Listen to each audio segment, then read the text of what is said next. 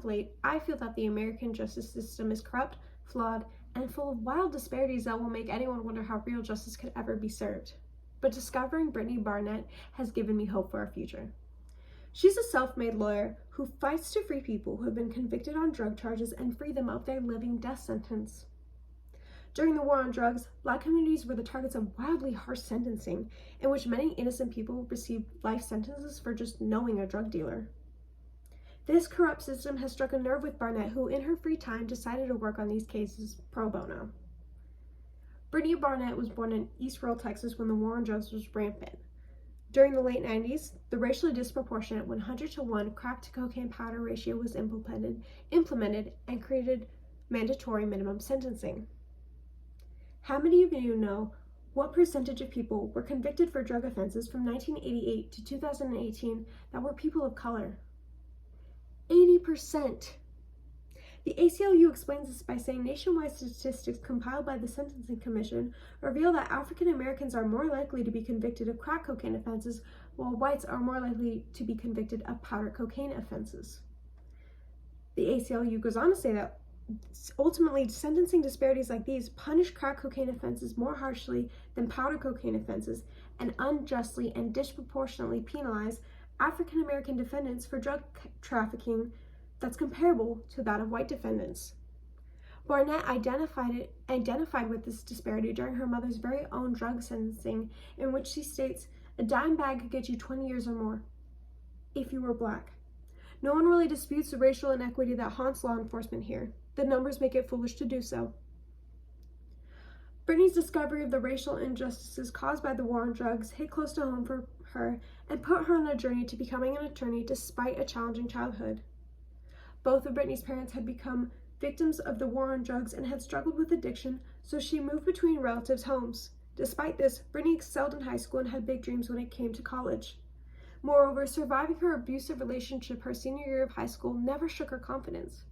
Britney states, "I emerged from the confusion and despair of that experience with a strong sense of power and purpose." Impressively overcoming many challenges in her adolescence only pushed Britney to escape the cycle of poverty and exceed in her future career. Her work ethic is something I can only dream of emulating. While studying corporate finance law, Britney came across a video of Sharonda Jones, a woman serving a life sentence for delivering drugs between dealers, never selling or distributing. Sharonda received such heavy sentences because prosecutors within her case promised the dealers that if they implicated Sharonda for their crimes, they would receive a lesser sentence.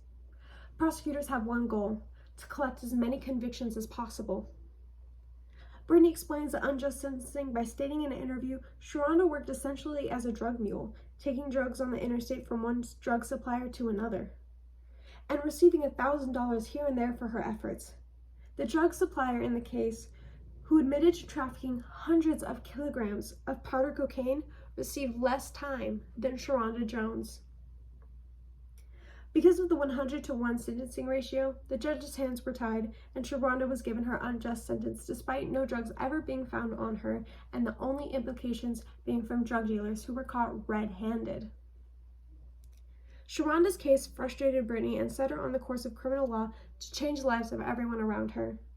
And as Britney and myself understood the details of the case, I shared her frustration of Sharonda's sentencing, especially knowing there are hundreds of thousands of people out there just like Sharonda. Britney explains why she resonates so deeply with Sharonda in her interview, which she reads, "On occasion, she traveled with her abusive ex to Dallas when he bought drugs.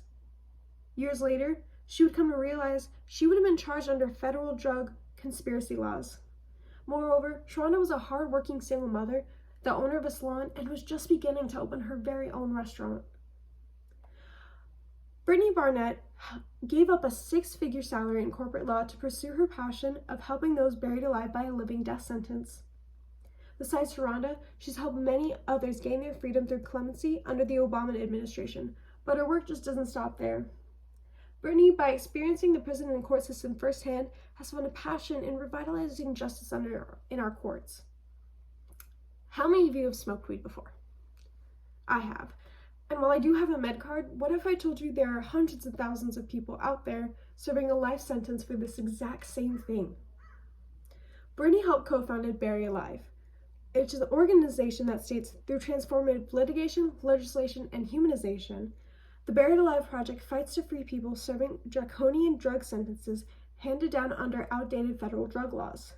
This organization has two other co-founders, Sharonda Jones and Corey Jacobs, both of which were serving life sentences but were freed through Britney's clemency work.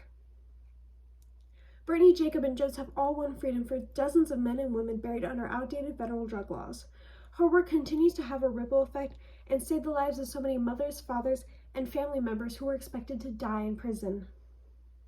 Britney also helped co-found GEM, or Girls Embracing Mothers, and created a space for intergenerational healing of girls with incarcerated mothers, a population of children who are among the most at risk, yet least visible. Inspired by the inhumane way guards facilitated treatment between herself and her own mother, Britney took that experience and her law career and turned it into an organization that helps single mothers like Sharonda and her very own. According to GEM, sessions have enhanced prison visitation sessions, which include facilitated discussions between mothers and daughters, workshops, and art therapy. From founding organizations to sacrificing a secure and well-paying career for the freedom of incarcerated men and women, Britney Barnett has dedicated her life to freedom and justice. Not only has she spent countless hours teaching herself criminal law, she's brought back justice to a system that was otherwise immoral and flooded with corruption. But most importantly, Barnett has been a reliable ally for the Black community whose stories and voices would have been lost within our prison systems. That kind of sacrifice is not only admirable, but deserves to be heard and seen. Because mass incarceration is just another way our country continues to oppress Black communities, and we need people like Britney to revive our court systems and bring a better America.